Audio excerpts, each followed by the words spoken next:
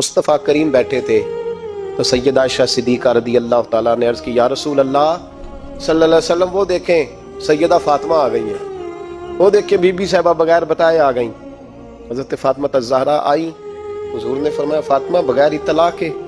حضور چھوٹا سا کام تھا۔ کیسے آئی ہو؟ تو بی بی صاحبہ نے نا، عورتوں کا پلو ہوتا ہے نا چادر کا، پلو کھولا، ایک روٹی بندھی ہوئی تھی، کھول کے پیش کی۔ بیٹے یہ کیا ہے؟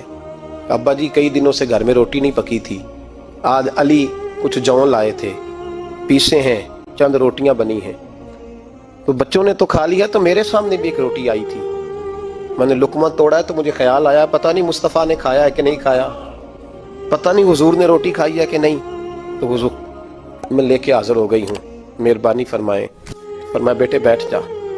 حضرت فاطمہ بھی بیٹھ گئی، سیدہ عائشہ کہتی ہیں حضور بھی بیٹھ گئے۔ فرمایا فاطمہ کتنے دنوں سے نہیں کھایا؟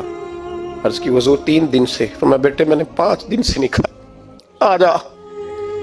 دونوں باپ بیٹی مل کے کھاتے ہیں، روٹی 2 حصوں میں حضور نے بانٹی۔ فرمایا چلا جی تو کھا، آدھی میں کھاتا ہوں۔ حضرت فاطمہ نے لقمہ توڑ کے منہ میں رکھا تو رو پڑی، حضور 5 دن سے نہیں کھائی۔ فرمایا بیٹے چپ کر، ہمارا دنیا سے کیا تعلق، ایک پل رہ گیا ہے، بس اللہ پھر جنت کی ساری نعمتیں